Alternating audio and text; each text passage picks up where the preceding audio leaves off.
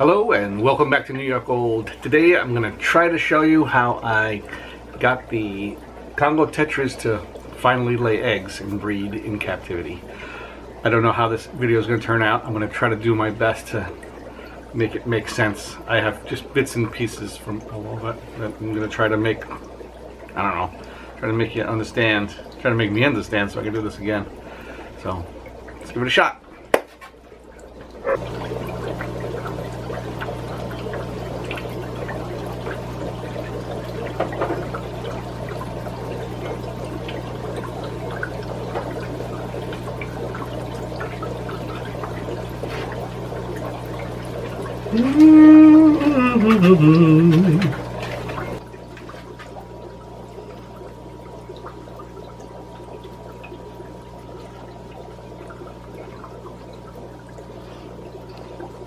You see the holes, eggs fall through into the bucket. So what I'm going to do is just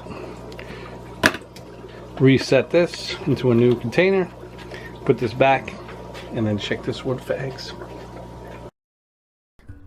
So here what I'm doing is I'm looking through a magnifying glass so I can see the eggs, and they're very clear and you can really see the shadow of the egg more than you can see the egg.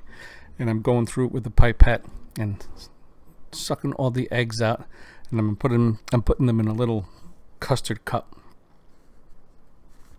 so I can separate the eggs from the poop. Then when I get, it starts to get frustrating, I swirl it and all the eggs go into the center, and then I can just kind of suck up as many eggs as I can. I try to get all of them, and poop's gonna come with it and there's really nothing you can do. But so what I do is I keep repeating this process. I take that cup, I put it into another dish, and I try to do the best I can, swirl it, separate the poop, and I don't know if there's a better way. If we leave the poop in there, they tend to get very fungus, the eggs. I don't think it helps.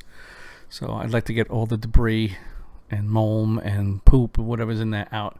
So this is pretty good. This is close to what I'm looking for. Maybe one more pass after this is what I'm looking for. But then I take a macro shot of the eggs here, put them into Photoshop, I hit them with a red dot, and I end up counting all the eggs, and 124.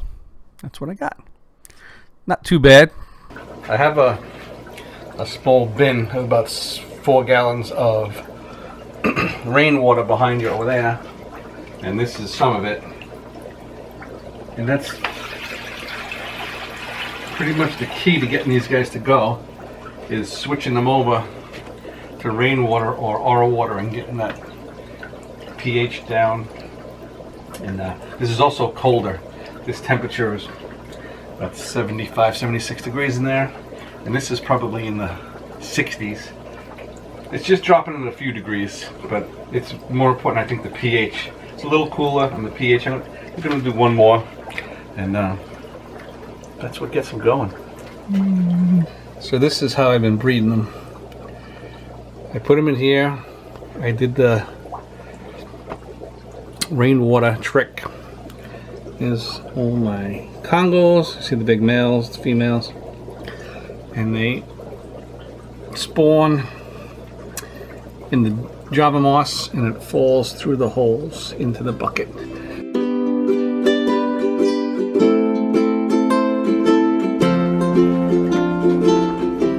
Alright, so I put these in 6/3/25. Today is 6/8. So it's been 5 days. So let's carefully see what we got going on in here.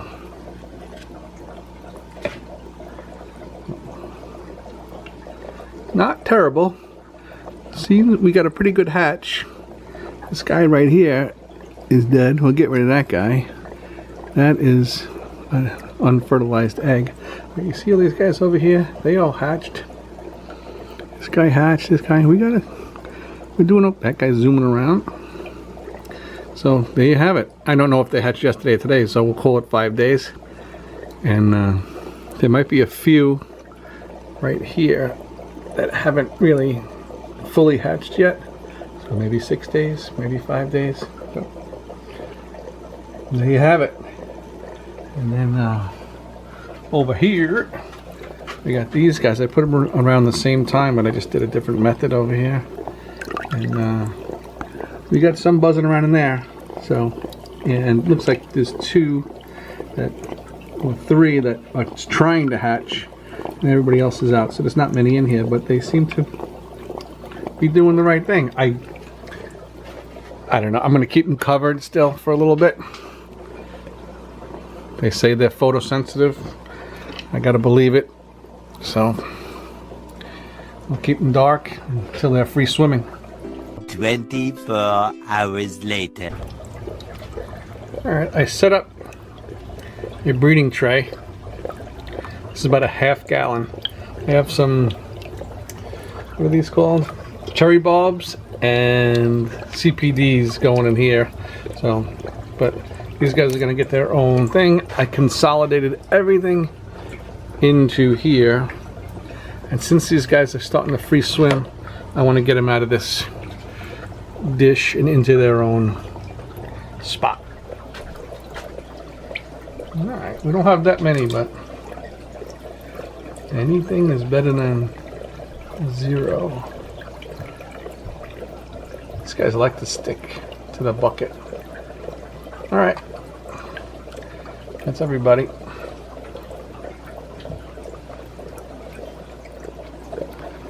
I see some of these guys swimming around pretty good in there. So I'm going to give them a little food, little golden pearls. So for those who don't know, golden pearls comes in a bag like this. This is the 0 to 50 micron. It's very it's almost like cosmetic powder. It's very light. So I'm just going to put a little tiny bit on my finger, sprinkle it in, and I want to get it a little under the surface. And that's it. I'm just going super tiny. And if they feel like eating, fine, but I don't want to mess with that water quality. And then tomorrow, I should have some brine shrimp ready by tomorrow. I'm just going to put a few in there and see. I read today that they might be able to take baby brine shrimp on the first day, but, well, the first day ready to eat. But I don't believe it, so we'll find out. I made a very fancy and expensive lid for the fry because I also read that they still need to be kind of in the dark a little bit for at least like 5 or 6 days, so they get the fancy lid. All right, good news, bad news. We're a week in, roughly, and we're still alive. So that's good news. And I'm still keeping it covered, even after after a week. I'm going to leave it on for a few more days, and I'll show you what the babies look like.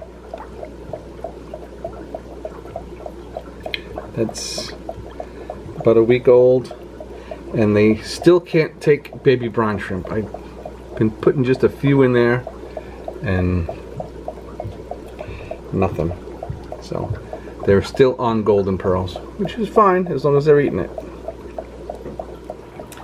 And now for the bad news, I guess. I guess it's kind of good.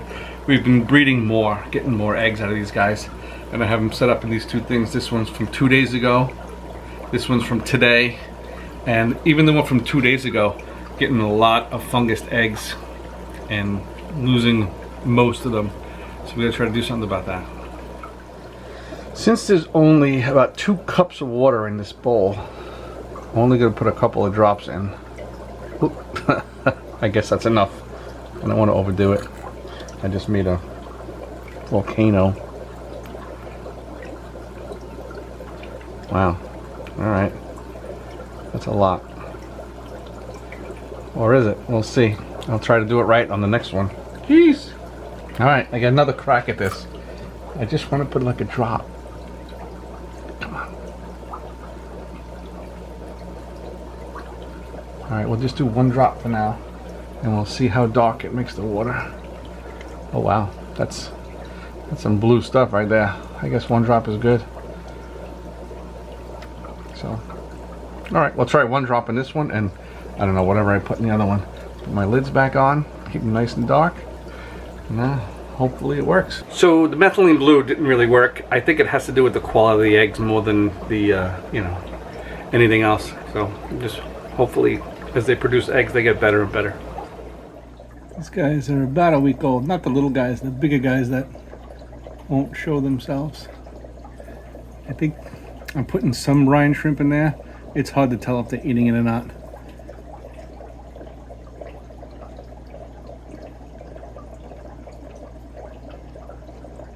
But they're alive. This is the 2-week mark, and it looks like the bigger ones are taking baby brine shrimp. So there you have it. About 2 weeks.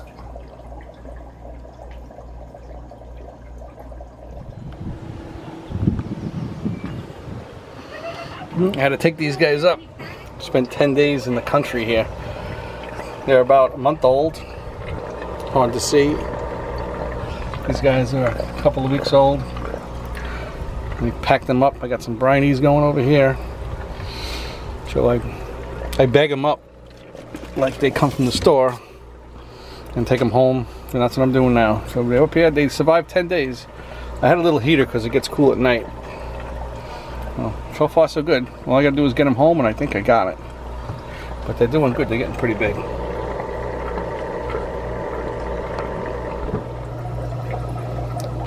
1 month old. Little Congolitos.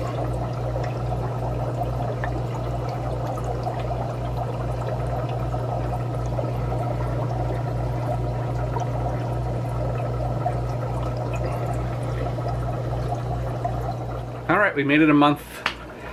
I don't think I need to really follow anything more than here. It's just rinse and repeat. So maybe I'll do a follow-up video when they get a little bigger in a month or so. But for now, at least we know how to do it. You know, not great, but we got some. So thanks for watching. Bye.